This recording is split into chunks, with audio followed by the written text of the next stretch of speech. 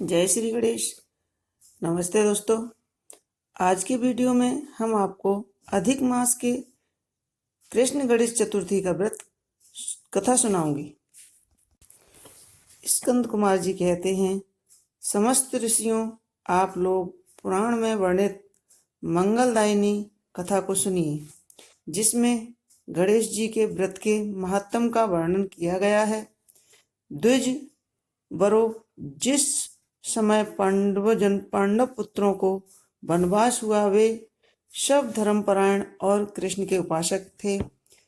एक समय की बात है कि अपनी इच्छा से भ्रमण करते हुए व्यास जी उन लोगों को कुटिया पर आए। व्यास मुनि को देखकर सभी करबद्ध हो उनके सन्मुख खड़े हो गए और कहने लगे, आपके दर्शन कर हम लोग धन्य हुए। साथ ही हमारी कुटिया भी आपके पदार्पण से हमारा जीवन आज धन्य हुआ। आज हम लोग का सब कुछ सफल हुआ, क्योंकि आपका दर्शन संपूर्ण कष्टों का निवारक है। आपने हमारी कुटिया में पदार्पण किया है, अतः हम आप लोग आपका स्वागत करते हैं। हम लोग राज्यच्युत होकर भी आज अपने को धन्य मान रहे हैं। ऐसा कहकर पांचों पांडव भीमसेन, युधिष्ठिर, अर्जुन, नकुल और सहदेव उन्हें प्रणाम करके उनके सामने खड़े हो गए। पाद अर्घ, आचमन और आसन प्रदान कर द्रौपदी ने हाथ जोड़कर उनसे कहना प्रारंभ किया, हे मुनीश्वर, मैं राजरानी होकर भी दुर्योधन की भरी सभा में केस पकड़कर अपमानित हुई हूँ और वनवासी बनाई गई। अब मैं क्या उपाय करूं जिससे हमारे सभी कलेशों का शमन हो तथा हमारे शत्रुओं की पराजय हो। इस प्रकार युधिष्ठिर द्रौपदी के संकटनाशक उपाय पूछने पर सर्वज्ञ व्यास जी ने कृपा पूर्वक उन्हें उपाय बतलाया। हे महाराज, इस समय संपूर्ण विश्व में आपके जैसा कोई दूसरा धर्मात्मा नहीं है। मैं आपसे ऐसे व्रत का वर्णन करूंगा जिससे आपके समस्त दुखों का और कष्टों का निवारण होगा। वह व्रत शुभदायक, फलदायक, दिव्य और पृथ्वी पर सभी मनोरथों को पूर्ण करने वाला है। इस व्रत को करने से विद्यार्थियों को विद्या, धनार्थियों को धन लाभ होता है। इस संबंध में एक प्राचीन उपाख्यान का वर्णन करता हूँ। हे युधिष्ठिर, आप सुनिए। प्राचीन काल में सतयुग में चंद्रसेन नामक एक राजा हुए। वे अपनी रानी के साथ दीक्षा लेकर परिवार के सहित रहते थे। वे अपने स्वजनों, उनके पुत्रों एवं कुटुंबियों के साथ आनंद पूर्वक निवास करते थे। सौभाग्य से उनकी रानी बहुत ही गुणवंती और पतिव्रता थी। हे राजन युधिष्ठिर, उनका नाम रत्नावली था। वह पतिव्रता का पालन करने वाली थी। स्कंद कुमार जी कहते हैं, हे मुनीश्वरों, राजा और रानी में परस्पर प्रगाढ़ प्रेम था। एक समय देवयोग से शत्रुओं ने उनके राज्य को हस्तगत कर लिया। शत्रु ने राजा के कोष पर अधिकार करने के साथ ही उन पर सेना पर भी आधिपत्य जमा लिया। राजा का साथ अपने भाई बंधुओं से छूट गया।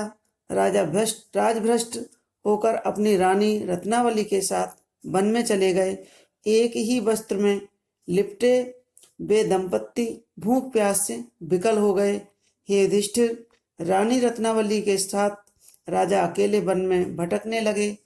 क्षुधा पिपासा से पीड़ित होकर वन में चलते चलते उन दोनों को सूर्यास्त हो गया। उस समय भयंकर वन में शेर, बाघ, चकवा, बगुला, कोयल और सारस रहते थे। रानी के पैर में कांटा चुभ जाने से राजा को महान कष्ट का अनुभव हुआ। उस वन में घूमते हुए राजा ने प्रातःकाल महर्षि मार्कंडेय को दूर से ही देखा। धीरे धीरे चलकर वहां तक पहुंचे और उन्हें दंडवत किया। उनकी पत्नी ने भी मुनि को बारंबार प्रणाम किया। वन में विराजमान तपस्वी एवं जितेंद्रिय मुनि मार्कंडेय जी ने से हाथ जोड़कर राजा ने पूछा, हे पूज्यवर, मैंने पूर्व जन्म में ऐसा कौन सा पाप किया था जिससे मेरी राजलक्ष्मी शत्रुओं द्वारा छिन गई है। मार्कंडेय जी मुनि ने उत्तर दिया, हे राजन, आप अपने पूर्व जन्म के वृतांत को सुनिए, मैं बतलाता हूँ। एक बार आखेट के लिए आप गहन वन में चले गए। हिरण, चीते और खरगोश का शिकार करते करते उस वन में रात हो गई और अधिक मास की चतुर्थी आ गई।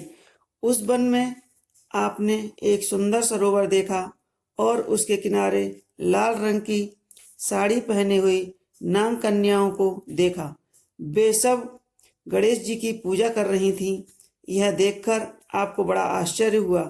आपने वहां पहुंचकर बड़ी नम्रतापूर्वक पूछा, हे स्वर्गामिनी देवियों, गणेश जी की पूजा कैसे करनी चाहिए, मुझे बताइए। हे ललनाओं, इसका प्रभाव बताइए, क्योंकि मैं भी पूजन करना चाहता हूँ।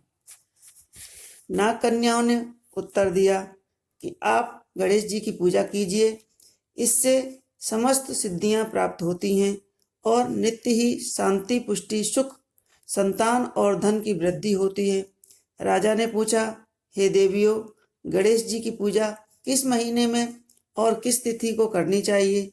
इसमें किस वस्तु का दान देना चाहिए? इस पूजन की क्या विधि है, आप मुझे कहिए। नाग कन्याओं ने उत्तर दिया, हे राजाधिराज, अधिक मास के कृष्ण पक्ष की चतुर्थी को चंद्र उदय होने पर विधि सहित विघ्न विनायक श्री गणेश जी की पूजा करनी चाहिए। अपनी सामर्थ्य के अनुसार भक्ति भाव से पूजन करें। गणेश जी को पंचामृत से नहलाकर लाल पुष्प चढ़ावें। गंध, धूप, दीप, नैवेद्य, दूब से वस्त्र, सुगंधित दिव्य चढ़ावें। घी, चीनी से बने हुए 15 लड्डू भोग में लिए जावें। उनके में से 5 लड्डू गणेश जी को अर्पण करें और 5 ब्राह्मणों को दान दें और कुमारी 5 कार्य कन्याओं को पहले देकर बाद में स्वयं भोजन करें। गणेश जी की प्रसन्नता के लिए समस्त सामग्री गणेश जी को अर्पित करें। तत्पश्चात पुराणोक्त कथा को सुनने, ऐसा करने से मनुष्य की सभी मनोवांछाएं, कामनाएं पूर्ण होकर समस्त सिद्धियां प्राप्त होती हैं। गणेश जी के पूजन की यही विधि है। नाग कन्याओं की बात सुनकर राजा ने उन्हें बारंबार नमस्कार किया। इस प्रकार राजा ने वहां गणेश जी के व्रत का मन में संकल्प करके सरोवर के तट पर जाकर गणेश जी का ध्यान किया और वहां से चले गए। इसके प्रभाव से गणेश जी आप पर प्रसन्न हो गए और आपको पुत्र, स्त्री, धन, धान्य आदि से पूर्ण कर दिया। आपके महल में रत्नों के हार, स्वर्ण, गो, हाथी, घोड़े का अभाव न रहा, परंतु कुछ दिनों बाद आप धनु गर्वित होकर व्रत करना भूल गए। इसके अनंतर आप उस जन्म में मृत्यु को प्राप्त हुए। हे राजन, उस जन्म में जो पूजन किया था उसके प्रभाव से आपका जन्म राजवंश में हुआ है। शहद की मित्रता, सुंदर नारी का समागम और सुंदर शरीर की प्राप्ति होने से धन मद में आकर आपने व्रत करना छोड़ दिया। इसके कारण आपकी ऐसी दुर्गति हुई है। राजा ने पूछा, हे ब्राह्मण, अब मैं कौन सा काम करूं जिससे वर्तमान संकट से मुक्ति हो, जिस उपाय से हमारे विघ्नों और कलेशों का नाश हो तथा मुझे शांति प्राप्त हो, वही बताइए। मार्कंडेय जी मुनि बोले, हे महाराज, पूर्वोक्त रीति से आप गणेश जी की पूजा कीजिए और संकट नाशक चतुर्थी के व्रत को कीजिए। इससे गणेश जी प्रसन्न होंगे और आपको पुनः राज्य वैभव प्राप्त होगा। इसलिए संपूर्ण संकटों के शमनार्थ आप स्वयं गणेश जी की पूजा कीजिए। व्यास जी कहते हैं, मार्कंडेय जी की बात सुनकर राजा ने उन्हें प्रणाम किया और अपने भवन में चले आए। राजा रानी के साथ राजा ने भक्ति पूर्वक विधिवत व्रत किया। व्रत के करने से उनके शत्रुओं का नाश हुआ, उन्हें अपना खोया हुआ राज पुनः पाया। गणेश जी की पूजा करने से सभी वस्तुएं सुलभ हो जाती हैं और सभी कार्यों में सफलता मिलती है। स्कंद कुमार जी कहते हैं कि व्यास जी के वचन सुनकर महाराज युधिष्ठिर ने हाथ जोड़कर उनसे फिर पूछा, हे कष्टों को दूर करने वाले महेश्वरी, इस चतुर्थी के व्रत की विधि बताइए। किस नाम से, किस मास में, किस प्रकार गणेश जी की पूजा करनी चाहिए, तब इस व्रत में किस चीज का आहार करना चाहिए। व्यास जी कहने लगे कि हे राजन, अधिक मास में चतुर्थी को गणेश्वर के नाम से पूजा करनी चाहिए। लाल कनेर के फूल चढ़ाएं और गणेश जी के आदि का भोग लगावें। चंदन, लाल रोली, अक्षत, दूब को एक एक नाम से अलग अलग चढ़ावें। तत्पश्चात शिवप्रियाय नमः कहकर आचमन, ब्रह्मचारिणी नमः स्नान, गणेश्वराय नमः से वस्त्र, पुष्टिदाय नमः से चंदन चढ़ावें, विनायकाय नमः से पुष्प, उमा सुताय नमः से धूप, रुद्र प्रियाय नमः से दीपक, विघ्ननाशिनी नमः से नैवेद्य अर्पित करें। फलादात्रे नमः से तंबूल, संकट नाशनी नमः से फल चढ़ावें। इसके बाद विघ्न विनायक गणेश जी की प्रार्थना करें।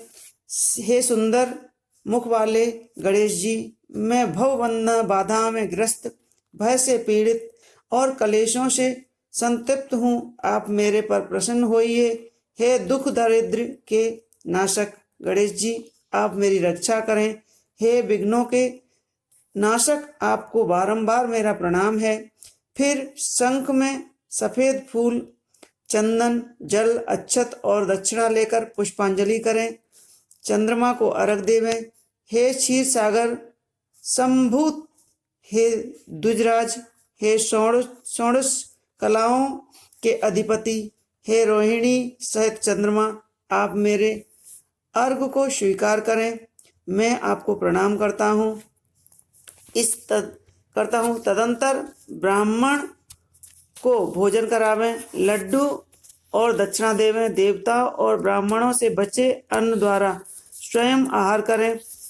रात्रि में भूमि पर शयन करें। लाल चविहीन होकर क्रोध से दूर रहें। हर महीने गणेश जी की प्रसन्नता के निमित्त व्रत करें। इसके प्रभाव से विद्यार्थी को विद्या, धनार्थी को धन प्राप्त एवं कुंवारी कन्याओं को सुशील वर की प्राप्ति होती है और वह भाग्यवंती होकर दीर्घ काल तक पति का सुख भोग करती है। विधवा द्वारा व्रत करने पर अगले जन्म में वह सधवा होती है एवं ऐश्वर्यशालिनी बनकर पुत्र पौत्रादि का सुख भोगती है। अंत में मोक्ष पाती है।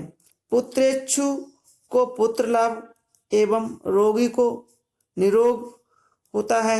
भयभीत व्यक्ति का भय रहित होता है एवं बंधन में पड़ा हुआ मुक्त हो जाता है। व्यास जी कहते हैं, राजन, इस प्रकार आप भी व्रत कीजिए। इस संकट नाशक चतुर्थी व्रत करने से आप गणेश जी की कृपा से अपने राज्य को पुनः हस्तगत कर लेंगे। जो मनुष्य भक्ति भाव से इस मंगलदायिनी पौराणिक कथाओं को सुनते या पढ़ते हैं, उन्हें परम सिद्धियां, सुख, लोकोत्तर वैभव की उपलब्धि होती है। हे महाराजाधिराज, आपके प्रश्न के अनुसार मैंने संपूर्ण मनोरथों को पूर्ण करने वाली इस संकटनाशक व्रत का संपूर्ण वृतांत बतला दिया है। महेश्वरी के मुख से संकटनाशक गणेश जी चतुर्थी का विवरण सुनकर राजा युधिष्ठिर ने इस व्रत को किया।